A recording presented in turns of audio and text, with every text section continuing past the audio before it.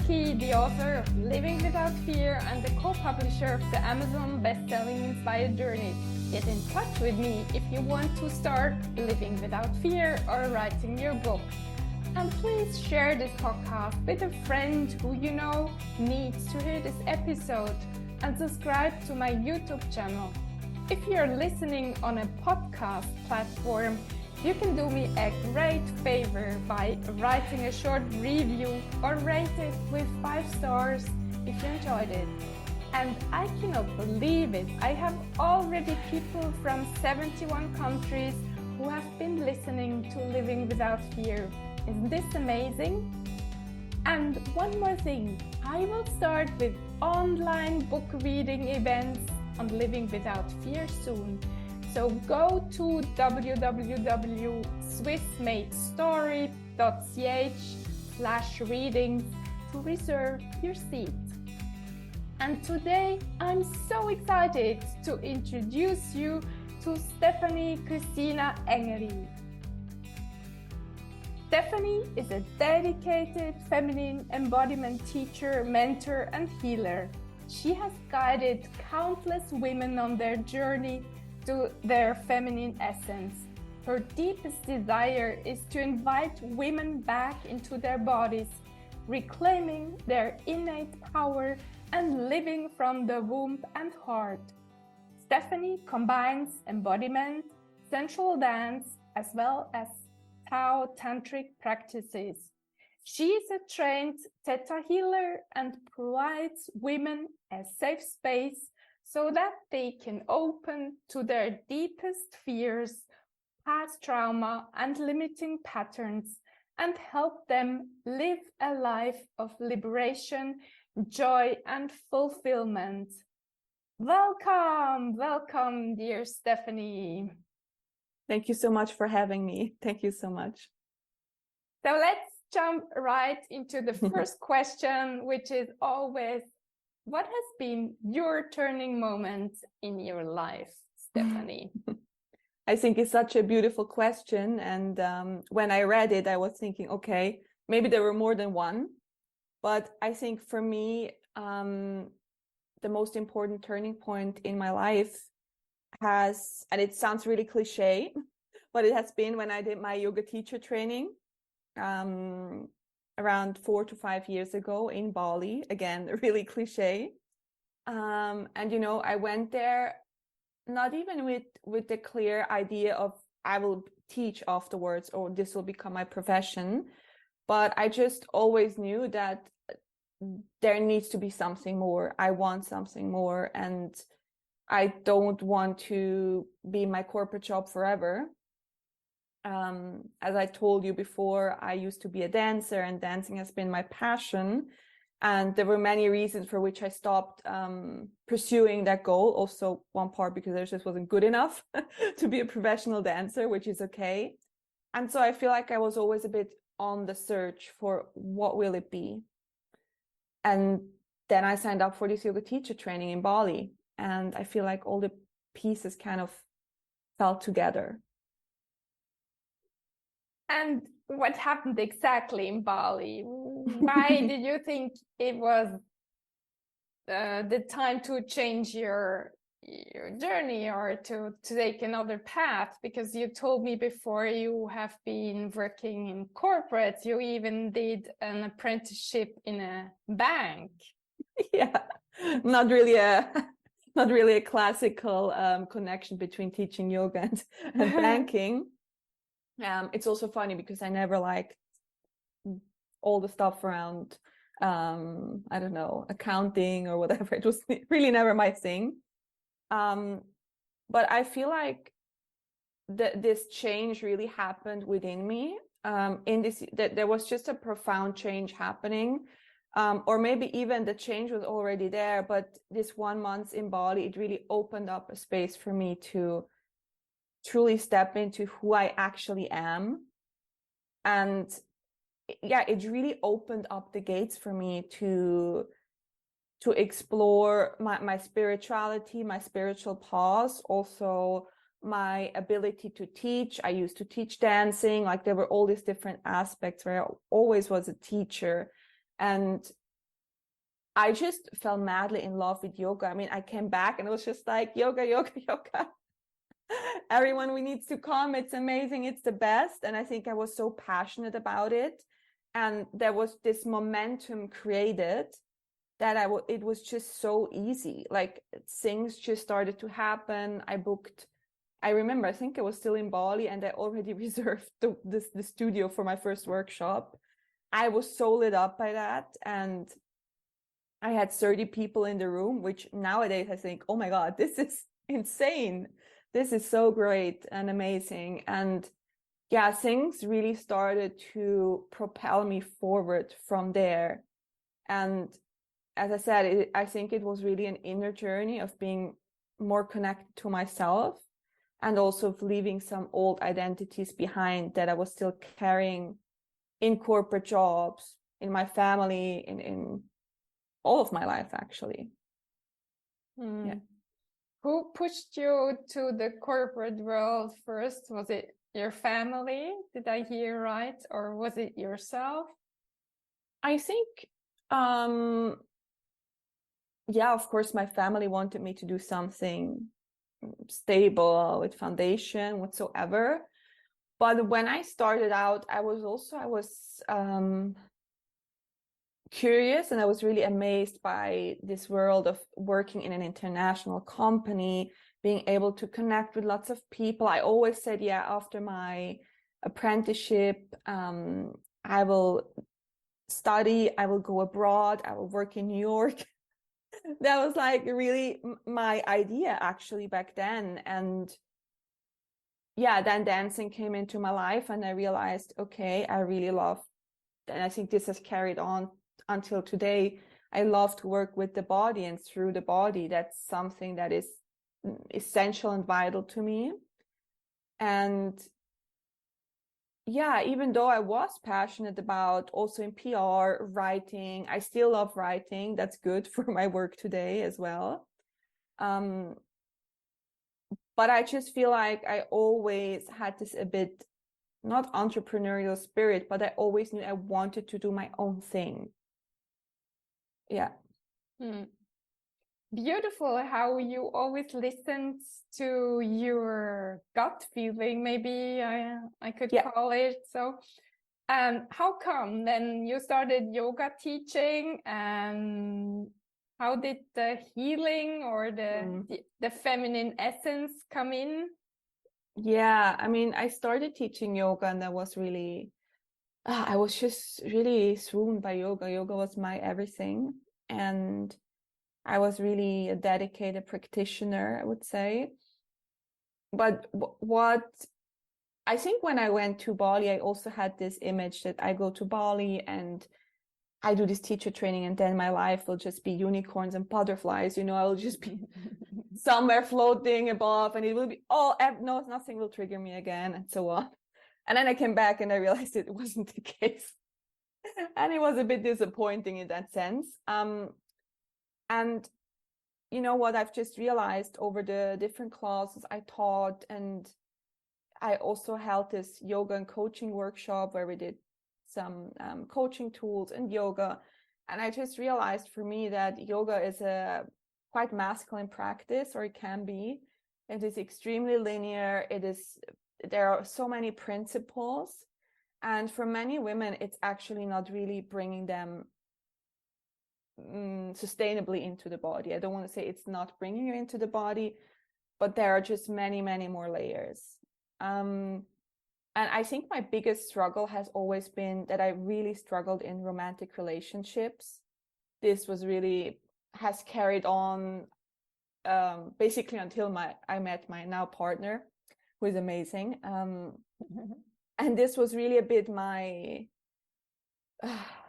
a really hard part of my life that has also suffered quite from it. So nothing in that sense bad happened, but I just kept on attracting men that were not really interested to commit or on and off. And yeah, I really suffered from that. And I was looking for help and I did a 3-month coaching with my first coach.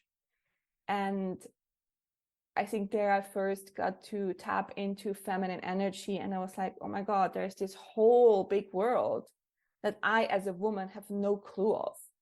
And I was shocked by that. How is it possible?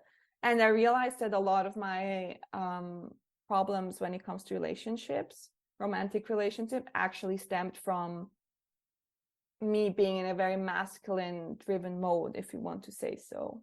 Yeah. Wonderful. And Stephanie, if you need to describe this missing puzzle piece you were finding in the body healing, embodiment healing, what you tell me better what it was exactly. So how would you describe it? What was it that you found or you were missing? I feel like, especially in the spiritual self-development world, we often reach out, we look for something from the outside to help us, to change us, which, I mean, it's not a bad thing. I think we all do it. And I feel like for us as women, we function completely different to men. And just this as a baseline is not honored in the world that we live in. We have to function in a linear system. And as women, we're so non-linear. Our cycle, our hormones, our emotion, everything is a wild chaos and a wild flow. And it's beautiful, you know. I think for most or a lot of women, maybe if someone is listening, like, oh my God, no, I hate it. Or I hate my menstruation. I hate my cycle. I hate my emotions, because it makes us not being able to function properly in this world. And I think just the realization what it means to be a woman and how that plays into our lives and in our romantic and intimate relationships, for me, that's the missing puzzle piece. And with that comes a remembrance, because we can all remember. It's not something outside. It's within our hearts, within our wombs. We can recognize that again. And I think that, yeah, of course, that's why I do the work I do. I think there's nothing more powerful than that. Do you remember, Stephanie, what is the most powerful exercise you did with your body and which really put yourself into your feminine energy? If I have to pick one. So for me, the Yoniac has been a game changer. And my last coach also trained me in giving those initiations. And yeah, I think it's an extremely powerful practice. It's kind of a pelvic floor practice, but really energetic and spiritual. But then for me, mainly embodiment. So I teach a lot of nonlinear movement, where you, for example, get on all fours and you really just start moving nonlinear. And there is no right or wrong. There's no asana shape like in yoga you have to take. And that's basically one of the main practices I give the women I work with to start off, as well as breast massage. So now I named 3. As a very intellectual person, I would love to get something from you. Maybe I'm pushing you too much. Excuse me if so, if I'm doing so. But I mean, I've been in my intellect for many, many decades, and coming to my body has happened only in the last few years or so. And yeah, what would you tell other women who are as intellectual as I am, maybe to how can they start? Yeah. For me, how to start is, or let's say my clients, no matter if, as you said, they are in the beginning stage or they've lived in their minds forever. And I also have a lot of very young women who only live here, from the shoulders upwards. But then I also have some who do all the practices, but they still feel like it's not working. And I think the first thing to say, it's a lifelong practice of deconditioning living from the mind and dropping into the body. And I really love to work with the womb. So really, and you can just right now, if you're listening, you can really see if you can be aware, get aware of where your energy currently is. Is it from your shoulders upwards? Is it in your heart? Is it, I always say, belly button downwards? And just being able, taking a moment to observe that. And maybe with your next exhalation, you can just soften a bit and give an exhale out of your mouth.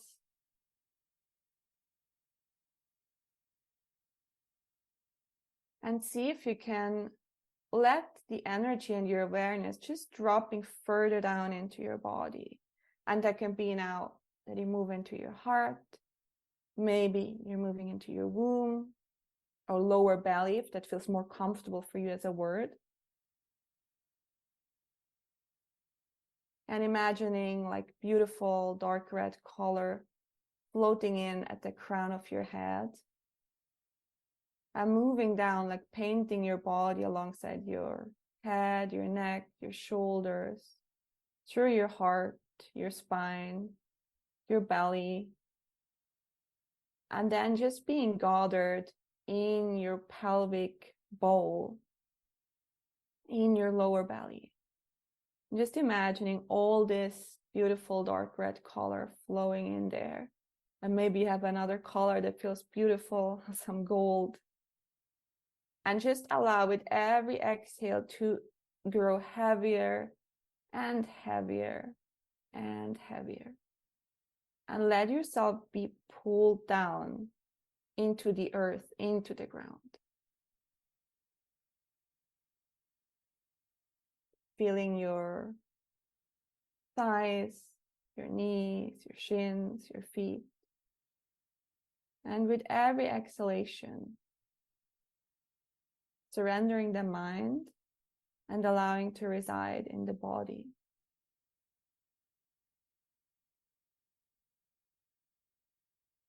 And that's basically the magic. That's it. You can repeat it a million times. I also do that when I realize, okay, go up into my mind, thinking about something or going in loops of thoughts, just bringing the energy back down. And it truly is a practice because no one has taught us to do so. And so in the beginning, it might be annoying. And also sometimes have clients who are like, oh my God, so done with it, Stephanie. Yeah, but that's the practice, and that's the whole mystery around it. And of course, there are many other practices, but in essence, this is it. And it's about, the second step is about learning to live from that space instead of always bringing the energy up. Because in polarity teachings or feminine masculine energy teachings, we say masculine energy is shoulders upwards and is usually up and out. So a lot of spiritual teachings are also ascending up and out, but the feminine, she doesn't ascend, she descends. And this is also why certain, especially new age practices can be beautiful for women, but it can also bring all the energy up again. And so we really want to bring the energy down. And you can do that everywhere. You can do that in the morning when you make your coffee, to become aware of your feet and your hips. Draw some hip circle. Everything that incorporates your hips and just moving is perfect. Or maybe you're somewhere, I don't know, at the supermarket and you just bring your awareness into the lower part of your body. Wow, wonderful. Thank you so much. I didn't expect to get into my body so quickly. I really That's amazing. Felt grounded. And what you said, it's only practice. I think this is what I'm missing too, I admit. Practicing more to go inward I do, but into really feel into my body. I think, that that was a beautiful, beautiful reminder, Stephanie, to Thank you. to practice wherever I am and you are as listeners. Yeah, beautiful. That was nice. Yeah. Yeah. So it's I think it's impressive the journey you made until here, and you guided me so beautifully into my body. It's well, when you think back when you were 20 or so, what did you think how your life will turn out, or what did you think of your life? That's a good question. I think when I was 20, I was still a bit in that, not corporate dream, but yeah, kind of a little bit in that I'm going to go abroad. I always loved New York, and this is also where I stayed for my dancing. So I was like, yeah, I'll be in New York and do all those things. And it's interesting because actually I like to be way more staying at one place than I'm not that nomadic. I think in general, I'm a really, really grounded person. So maybe that also comes with it. And yeah, I think back then I would have never thought that I would be a yoga teacher or a women's mentor. But on the other side, that I really do my own thing, this is not surprising for me right now. I think that was always kind of clear to me. Mm. What would you recommend to others who still are at the place where they feel I'm not in the right spot? I need to do something else. What helped you to become what you became? I think I'm a bad example because I just always had my intuitive hits and I just went for it. And I know that not everyone is like that. I'm a Sagittarius and I just like to, I just really follow my passion. That has always been my thing. And I have actually a lot of women who in the time they work with me, they quit their jobs. So that's really interesting. And I feel like the most important part, if you're at this crossroad, is to really tune into your heart and what is it that you really want, and maybe also ask yourself, for whom are you doing what you do right now? Because I think oftentimes we do so many things not even for us. There's so many conditionings underlying, and a lot of women, I think especially, struggle with owning their desires and stepping forward. And of course, there is always courage involved. I don't think there is another way. I think you must know best. You wrote a book on that. Yes, Yeah. of course.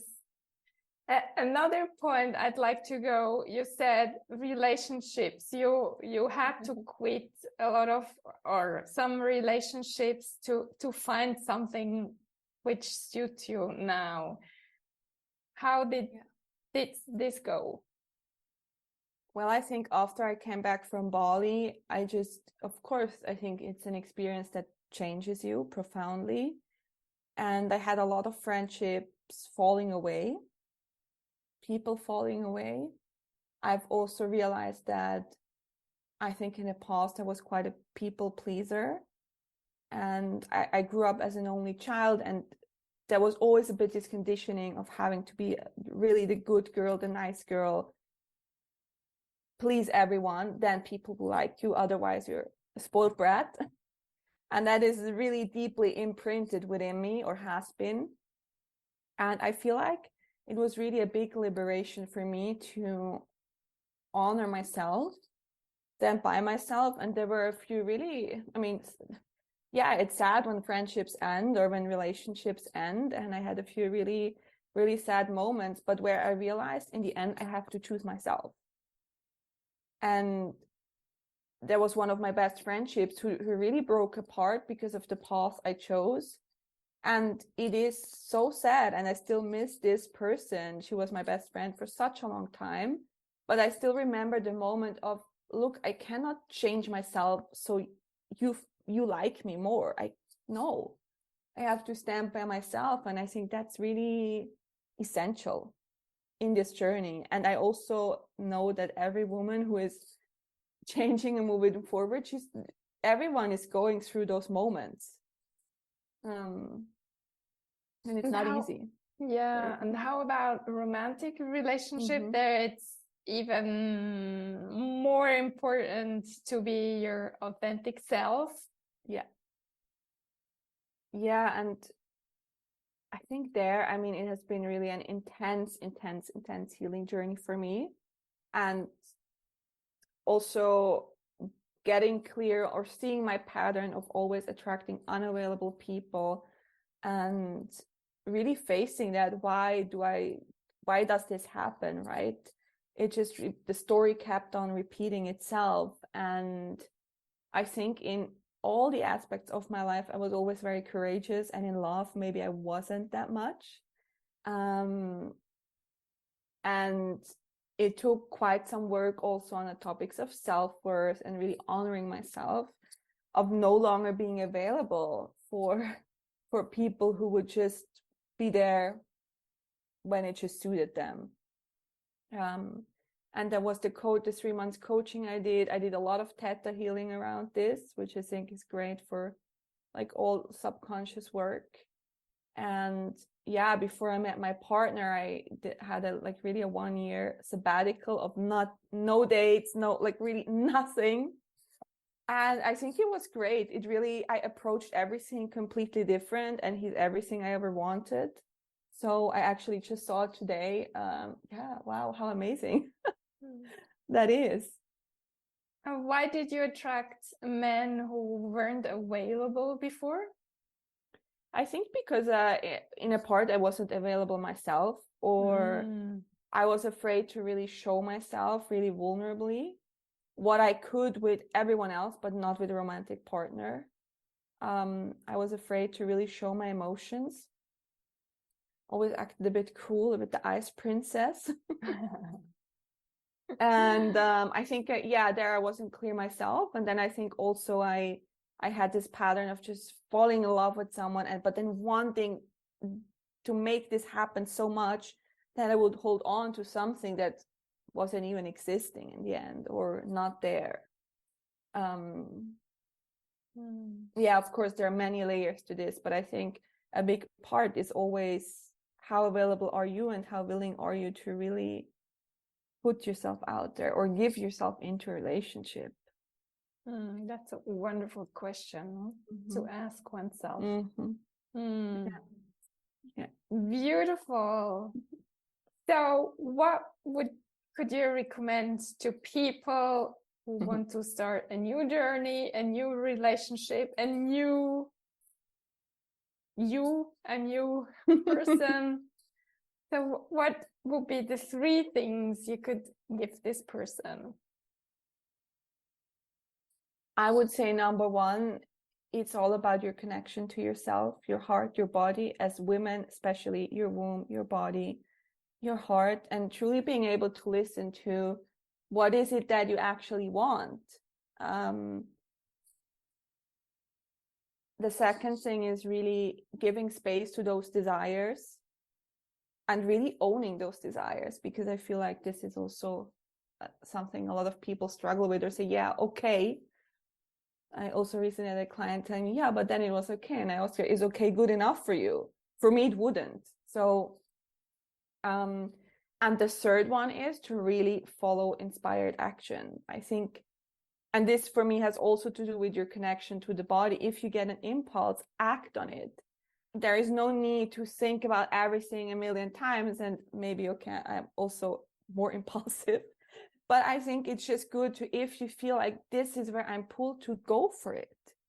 Nothing can happen. Like only good things can come from it. And sometimes we also need to make an experience, like me with the dancing that I love. It wasn't the door for me. And it's totally fine, you know, but I did it and I had the best experience ever. Yeah, this would be my 3 points. So thank you so much, Stephanie, for having been here with us. Thank you so much for having me. It was an absolute pleasure.